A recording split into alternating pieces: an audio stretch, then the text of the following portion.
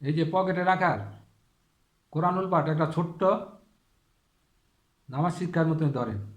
এটার মধ্যে লেখা আছে সহজ কোরআন আপনাকে, সহজ তিনটি আমল আপনাকে নিয়ে যাবে জান্নাতে। আর আমি বলি এই সহজ তিনটি আমল নিয়ে যাবে জাহান্নামে। রাগ করলেন, গোসা করলেন? এই দুই সত্য, এই দুই বাস্তব। কারণ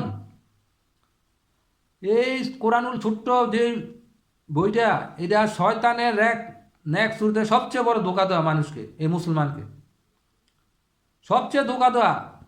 কারণ আপনি কোন তিনটে আমল আপনাকে কাকে জান্নাতে নিয়ে যাবে, কাকে জাহান্নামে নিয়ে যাবে, এটা আপনাকে জানতে হবে। আর শয়তানের নেক শুরুতে ধোঁকা দেওয়া কেন? কারণ এই যে কোরআনুল পাঠটা যারা বাজারে ছাড়ছে, এই লক্ষ লক্ষ কপি তারা বিক্রি করছে। কারণ এটা প্রায় 80% লোক যারা আল্লাহর কোরআনটা পড়তে পারে তারা খরিদ করছে। আর বাংলাদেশে প্রায় 17 কোটি লোক আছে। এই 17 কোটি লোকেরা যদি এই কোরআনটা পড়তে দেন, কোরআনুল পাঠটা, যেখানে তো সূরা ফাতিহা, সূরা ইখলাস, সূরা নাস দিছে, আর কিছু আয়াত দিছে ভালো ভালো সূরার, পড়েন তো 17 কোটি লোকের মধ্যে একটা লোকও পড়তে পারবে না। রাগ করলেন? এই যে সত্য, এই যে বাস্তব। কারণ এই পড়াটা জন্য একটা নিয়ম আছে, একটা সিস্টেম আছে পড়ার, কিন্তু এরা তো সিস্টেমটা দেয় নাই। পড়বে কেমনি? আপনি স্কুল কলেজ মাদ্রাসাতেও এই নিয়মটা আপনি পড়েন নাই, তো জানবেন কেমনি আপনি? সেই জন্য ভুলে এমনি তো আরবি বাংলায় হয় না, তা ভুলের উপরে ডবল ভুল, রিডাবল করে ভুল করে পড়তেছে। কেন লোক জান্নাতের বদলে জাহান্নামে যাবে? কারণ জান্নাতে যাবে কোন লোক তিনটা আমল করে, যে নাকি আরবিতে পড়বে, আরবি জানে, সেই লোকটা তিনটা আমল করে জান্নাতে যাবে। আর যে লোকগুলা বাংলা, 80% লোকের বেশিরভাগ, কারণ যারা বাংলা কোরআনটা পড়তে পারে না, এর এই বইটা কিনছে বেশি। কারণ যারা নিয়ে আরবি পড়তে পারে তারা এই প্রত্যেকটা এই সুরা সব কিছু আমলটা জানে, তাদের বইটা দরকার হয় না। আর যারা নিয়ে বাংলা পড়ে, আরবি আল্লাহ কোরআনটা পড়তে পারে, তারা একমাত্র বইগুলা 80% উপরে লোকে কিনছে। তারা তো ভুলের উপরে ডবল ভুল, রিডাবল ভুল করে পড়বে, তাই তারা জান্নাতে কেমনে যাবে? আল্লাহ বলছে একটা, তারা পড়বে আরেকটা। আর আল্লাহর কোরআন তো একটা অক্ষর আরেকটা অক্ষর ভুল পড়া যায় না। কারণ আসমান আর জমিন গিয়া অর্থ দাঁড়াবে ডিফারেন্ট। আসমান আর জমিন যেন ফারাক, এরম ডিফারেন্ট গিয়া অর্থ দাঁড়াবে। তার একটা উদাহরণ দিই আমি। সূরা নাসর, আমরা যে বাংলা ইজাজ যা সূরা বলি, নাসর অর্থ সাহায্য। আর এই নাসরের প্রথম, সূরা ইজাজের প্রথম আয়াতের অর্থ যখন আসবে আল্লাহর সাহায্য এবং ইসলামের চূড়ান্ত বিজয়। নুন সোয়াদ র, নাসর। আপনি যদি এই সোয়াদরা পরিবর্তে আপনি যদি একটা সিন লাগান, তাহলেও কিন্তু একই উচ্চারণ হবে, একই শব্দ হবে। শুধু খালি মুখটা একটু গোল করবেন আর লম্বা করবেন, এটুকু ডিফারেন্ট। কিন্তু যেটা সোয়াদ দিয়া উচ্চারণ করলেন নাসর, এটা হবে সাহায্য। আর যেটা সিন দিয়া উচ্চারণ করবেন, এটা হবে শকুন। দেখছেন কত ডিফারেন্ট? আসমান আর জমিন কেন বলছি ডিফারেন্ট? আপনি যদি পড়েন যখন আসবে আল্লাহর শকুন, তখন আল্লাহ কি ঘোষণা করবে? না আপনাকে, আপনার উপরে খুশি হবে। আরেকটা উদাহরণ দে, যে আমরা অনেকে আল্লাহর কাছে দোয়া করার আগে ইস্তেগফার করি। অনেকে বলি আমরা আস্তাগফিরুল্লাহ, আস্তাগফিরুল্লাহ, আস্তাগফিরুল্লাহ, আস্তাগফিরুল্লাহ। আপনি যদি এইটার অর্থ বুঝতেন, জানতেন, তাহলে আপনি নিজের প্রতি নিজের আপনি ঘৃণা হতো।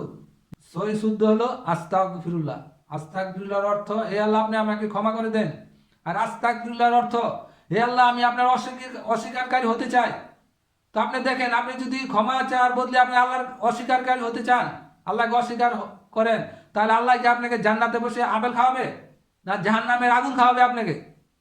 সেই জন্য আল্লাহর কোরআন ভুল লিখাও যায় না, ভুল পড়াও যায় না। কেন বলেছি যে আসমান আর জমিন ফারাক, একটা অর্থ আরেকটা অর্থ, একটা অক্ষর আরেকটা অক্ষর বললে? কেন বলেছি যে এই তিনটা আমল আপনাকে জাহান্নামে নিয়ে যাবে? কাকে নিয়ে যাবে? যে নাকি আল্লাহর কোরআনটা পড়তে পারে না, সে তো ভুল, ডবল রিডাবল ভুল করে পড়তেছে। তো আপনি যদি বলেন আমি আল্লাহর অস্বীকার করতে চাই, তাহলে আপনি কেমনে জান্নাত দিবে বলেন? সেজন্য প্রত্যেকটা ভাই আজ থেকে কোরআনটা শিখে এই আমলটা করেন, ইনশাল্লাহ আপনি জান্নাতে যেতে পারেন। নাহলে আপনি আপনার জন্য অপেক্ষা করছে জাহান্নামের আগুন। আর এই কোরআনটা জান্নাতের শীতল পরশ, আর জাহান্নামের আগুন। এই কোরআনটা জাহান্নামের আগুন। কোনোদিন কেউ বলেছে, পৃথিবী কেউ শুনেছে যে কোরআন, আল্লাহর কোরআন যে জাহান্নামের আগুন? আমি হাজী মোহাম্মদ জামাল বলতেছি এই কোরআনটা জাহান্নামের আগুন। কার জন্য শীতল? জান্নাতে যে নিয়ে আল্লাহর কোরআনটা পড়তে পারে আর যে নিয়ে আল্লাহর কোরআনটা বাংলা দিয়া পড়ে তার জন্য জাহান্নামের আগুন। কারণ সে একটা অর্থ আরেকটা অর্থ বিকট বিকট ভুল কইরা পড়তেছে। আল্লাহ খুশি জায়গা রাগন্য হতেছে, তো আল্লাহ আল্লাহ আপনাকে কেমনে জান্নাত দিবে? আপনি যদি বলেন সাহায্য জায়গায় শকুন, আল্লাহ যখন আপনি আল্লাহর শকুন, এ আল্লাহ কি খুশি হবে? যখন আপনাকে আল্লাহর কাছে ক্ষমা করলে আপনি যাই বলবেন আপনাকে আল্লাহকে আমি অস্বীকার করে যায়, এমন অনেক বিকট বিকট শব্দ হয়ে যায়। কারণ আল্লাহর কোরআন তো ভুল লেখাও যায় না, ভুল পড়াও যায় না। আর এই যে তৈয়ব, শেখ মোহাম্মদ তৈয়ব, যে নাকি এই তার সাবিত ছিল ইমাম ইস্ট লন্ডন মসজিদ ইউকে, এই লোকটার কত টাকা দরকার? হ্যাঁ, কত টাকা দরকার? আর এই যে শেখ মোহাম্মদ নাসিরুদ্দিন খাকি, ইব্রাহিম হাতে কত টাকা দরকার? এই কোম্পানি থেকে লক্ষ লক্ষ টাকা তার অ্যাকাউন্টে যায়। তারা জানে এই টাকাগুলি তাদের যে জাহান্নামের আগুনে তার অ্যাকাউন্টে জমা হইতেছে। আর যারা পকেটে নিতে তার পকেটে টাকা না, জাহান্নামের আগুন নিতেছে। এই আলমগুলা বড় মাপের, তারা কিন্তু জানে এই সুরাটি দিয়া তারা কোনোদিন এই আমলটা কইরা জান্নাতে যেতে পারবে না। আর 80% বেশি লোক জানে না আল্লাহর কোরআনটা পড়তে, তারা এইটা খরিদ করতেছে। তারা কিন্তু প্রত্যেকটা পাতায় না প্রত্যেকটা পৃষ্ঠায় লেখা দরকার ছিল যে আমরা যিনি আমলটা দিলাম কাদের জন্য? যারা আরবি পড়তে হবে তাদের জন্য। যারা বাংলা পড়ে তারা কিন্তু এই এই আমলটা করবেন না, কারণ করলে আপনি কিন্তু ভুল হইবে, আপনি কিন্তু জান্নাতের বলে আমি জাহান্নামে যেতে হবে। এই কথাটা লেখা দরকার ছিল, কিন্তু তারা লিখে না। কেন লিখে না? লিখলে তো একটা এই কোরআনুল পাক যে বইটার সাথে কেউ কিনতো না। কেন কিনবে? যেই আমল আপনাকে জাহান্নামে নেবে কেউ কিনবে? আর তারা কেন দেয় না? দিলে তো কেউ কিনবে না। সেই জন্য প্রত্যেকটা মুসলমান ভাইকে বলছে আপনারা আজ থেকে কোরআন শিখেন। আল্লাহর কোরআন শিখতে হবে, আল্লাহর কাছে ফরজ, বাধ্যতামূলক। যদি না শিখেন আপনি কবরে গেলে খবর আছে। আসসালামু আলাইকুম রহমতুল্লাহ।